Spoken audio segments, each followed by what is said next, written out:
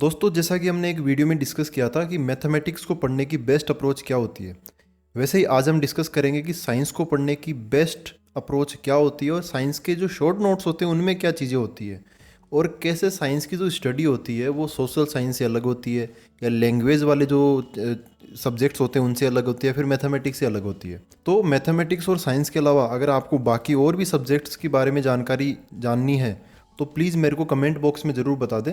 मैं उन पर भी रिसर्च करके आपको उनके लिए भी एक सेपरेट वीडियो बना दूंगा। और दोस्तों, आपको ऐसी और भी गाइडेंस चाहिए तो आप ऊपर की तरफ जो आई बटन आ रहा है उस पर क्लिक करके कंप्लीट प्लेलिस्ट देख सकते हो। उससे आपको मार्क्स में अपनी एग्जाम्स में बहुत मिलेगी। तो दोस्तों, अब हम साइंस स्टडी की जो बेस्ट अप्रोच है उसको स्टेप बाय स्टेप डिस्कस करते हैं। दोस्तों, सबसे पहली चीज़ है, इसके अंदर आपको 50-10 का रूल लगाना पड़ेगा। मतलब आपको 1 घंटे की एक स्टडी साइकिल फॉलो करनी है, क्योंकि मैथमेटिक्स की तरह नहीं है ये कि आप इसमें 2-3 घंटे लगातार बैठ सकते हो।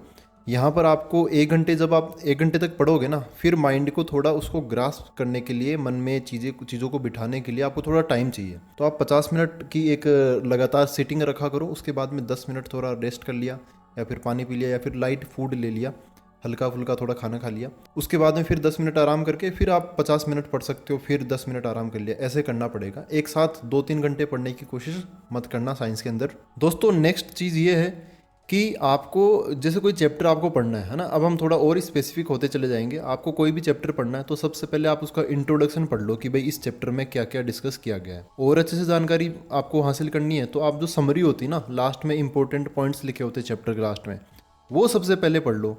और उसके बाद में जो चैप्टर को खोलो, फिर है ना पहले पेज पे आ जाओ और उसमें जो हेडिंग्स होती है ना, हेडिंग्स वो पढ़ लो एक बार। जो मेन हेडिंग कौन सी है, जितनी सबसे बड़ी हेडिंग, मतलब जितना उसका जो साइज होती है ना हेडिंग की, वो सबसे मेन हेडिंग होती है।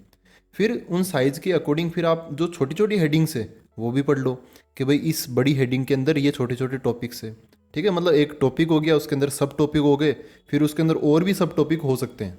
और चैप्टर को स्टार्ट करने से पहले एक बार आप क्वेश्चंस और देख लेना जो कि चैप्टर के लास्ट में लिखे होते हैं। उसके बाद में आपको चैप्टर पढ़ना स्टार्ट करना है डिटेल से। तो दोस्तों, जब हम चैप्टर पढ़ने लगते हैं तो अगली स्टेप यहाँ पर आती है कि हमें एक एक लाइन को ना इमेजिन करना पड़ेगा, समझना पड़ेगा, उसको मन में बिठाना पड़ेगा एक एक लाइन को। ये अप्रोच मैं मैथमेटिक्स के लिए अलग बताता हूँ, सोशल साइंस के लिए अलग बताता हूँ।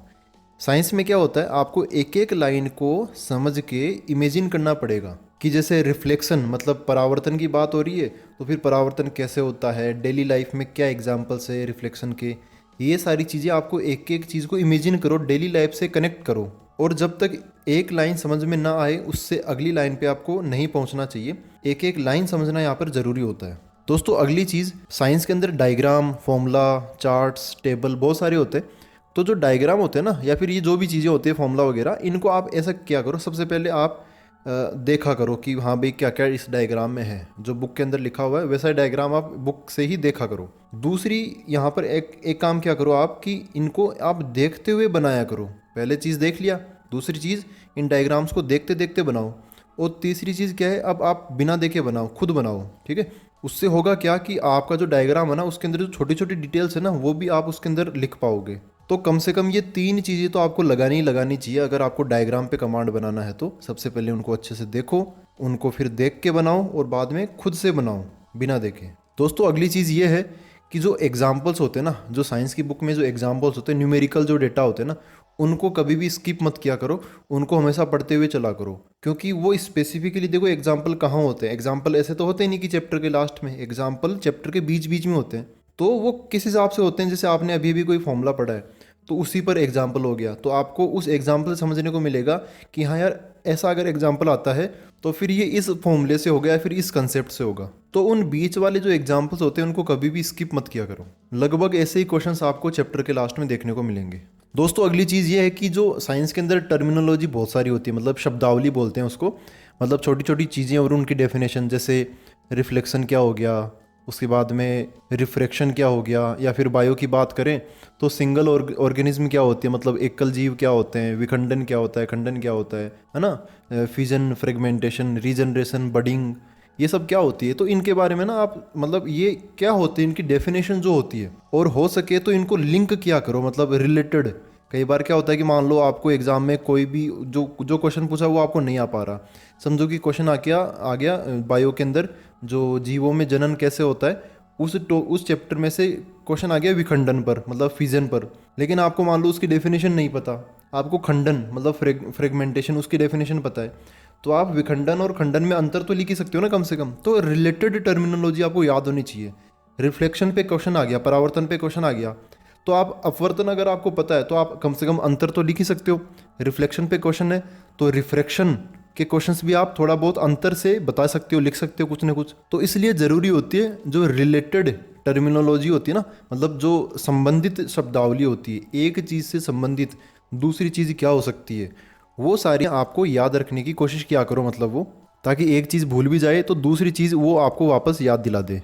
तो दोस्तों नेक्स्ट थिंग इज़ आपको एक बार कंप्लीट एनसीईआरटी पढ़नी ही पड़ेगी, और उसके बाद में कम से कम साइंस के लिए 2 रिविजन्स की ज़रूरत पड़ती है, और 2 रिवीजन हो भी जाते हैं एक साल में आराम से, आप 2 रिवीजन आराम से कर सकते हो। तो एक बार कंप्लीट एनसीईआरटी खुद से पढ़ लिया या फिर नोट्स पढ़ लिए, उसके बाद में 2 बार रिवीजन कर लो, तो आप समझो कि अब आपकी सफिशिएंट अच्छी खासी तैयारी हो चुकी है, मतलब अच्छी खासी। बच्चे यही गलती करते हैं कि वो रिवीजन नहीं करते, तो आप ये गलती बिल्कुल भी ना करें।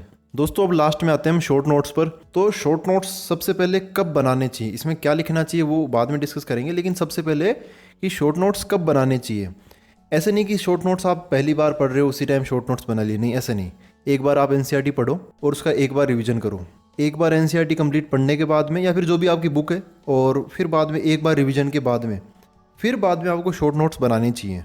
एक बार पढ़ने के जस्ट बाद में भी ज़रूरी नहीं है आप बनाओ, उसमें ज़्यादा जगह। शॉर्ट नोट्स क्या होते हैं, आपके खुद के होते हैं, और आपको खुद को ही उनसे लास्ट में फ़ायदा उठाना होता है जब एग्ज़ाम टाइम पास हो जाता है। तो वो जितने मेच्योर शॉर्ट नोट्स आपके बनेंगे उतना ज़्यादा फ़ायदा होगा। और अच्छे शॉर्ट नोट्स कब बनेंगे, जब आपको ज़्यादातर चीज़ें पता हो, मतलब मोस्ट ऑफ दी चीज़ें आपको पता हो और उनको आप डीपली समझ पा रहे हो, आपको लग रहा हो कि यार इस पूरी डेफिनेशन में ये वर्ड है ना, ये बहुत इंपॉर्टेंट है। तो 2-3 बार पढ़ोगे तब जाके आपको आइडिया होगा कि ये वाली चीज़ इस डेफिनेशन में सबसे ज़्यादा इंपॉर्टेंट है, क्वेश्चंस भी इसी पर आते हैं, तो फिर आप वही एक टर्म लिखोगे। अगर आप पहली बार में ही शॉर्ट नोट्स बनाने लगे तो हो सकता है कि आप पूरी की पूरी किताब ही शॉर्ट नोट्स के अंदर छाप दो, तो फिर शॉर्ट नोट्स और आपकी किताब में कोई अंतर नहीं रह पाएगा। तो शॉर्ट नोट्स में क्या क्या होना चाहिए, पहली चीज़ तो फ्लो चार्ट होना चाहिए। एक चैप्टर लिखो, चैप्टर का नाम लिखो ऊपर, फिर उसमें जो मोटी मोटी हेडिंग्स है, जो मोटे मोटे टॉपिक्स हैं वो लिख लो। उन टॉपिक्स के अंडर में एरो लगा लगा के जो सब टॉपिक्स है उनके अंडर में क्या टॉपिक है वो लिख लो। और उसके बाद में जो सबसे सब टॉपिक है, मतलब उनसे भी छोटे टॉपिक्स है, वो लिख लो। फॉर एग्जाम्पल, मैं एक एग्जाम्पल के तौर पे बताता हूँ कि जैसे अपना टॉपिक समझो, अपना चैप्टर समझो कि लाइट, रिफ्लेक्शन और रिफ्रैक्शन वाला, मतलब प्रकाश, परावर्तन और अपवर्तन वाला चैप्टर है। उसके अंदर हमें शॉर्ट नोट्स बनाने हैं। तो सबसे पहले टॉपिक ही लिख लो आप कि स्फेरिकल मिरर क्या होता है। क्या होता है ये मत लिखो, बस वो नाम लिख लो। फिर लिख लो इमेज फॉर्मेशन कैसे होती है, कैसे एक प्रतिबिंब बनता है। उसके बाद में रिप्रेजेंटेशन बाय रे डायग्राम, बस इतना सा लिख लो, एक रेखा चित्र द्वारा प्रदर्शन। फिर image by convex, image by concave, ये सारे लिख लिया, मतलब अवतल के द्वारा प्रतिबिंब कैसे बनता है, उत्तल के द्वारा प्रतिबिंब, तो ऐसा टॉपिक लिख लिया हमने। फिर बाद में कोई फॉर्मूले आते हैं बीच में, तो वहीं पे लिख लो मिरर फॉर्मूला आ गया, फिर लेंस आता तो लेंस फॉर्मूला बन जाएगा। ठीक है, तो ऐसे ही बस टॉपिक, सब टॉपिक इनके नाम होने चाहिए। नाम से आप पूरा निबंध लिख सकते हो उनके ऊपर। शॉर्ट नोट्स के नाम में शॉर्ट, तो इसका मतलब आपको बहुत शॉर्ट में बहुत कॉम्पैक्ट तरीके से नोट्स बनाने, आपको ही लास्ट में वो फ़ायदा करेंगे। तो उनके अंदर कम से कम चीज़ें लिखो, और जो सबसे ज़्यादा इंपॉर्टेंट चीज़ें बस वही लिखो उनके अंदर। फिर शॉर्ट नोट्स के अंदर आपके डायग्राम और फॉर्मूला भी हो सकते हैं। वैसे फॉर्मूला वगैरह कम ही होते हैं, मैथमेटिक्स जितने नहीं होते यहाँ पर, लेकिन होते हैं, तो वो भी शॉर्ट नोट्स में आपके पास होनी चाहिए। एग्ज़ाम से एक दिन पहले यही आपकी मदद करेंगे। तो बस दोस्तों आज के लिए हम इतना ही करते हैं। अब आप मेरे को कमेंट बॉक्स में ज़रूर बताना कि अब हम किस सब्जेक्ट की तैयारी के लिए ऐसे बेस्ट अप्रोच के लिए वीडियो बनाएं। आपके जैसे कमेंट हो गए उस हिसाब से हम टॉपिक बनाते चलेंगे। Thank you very much.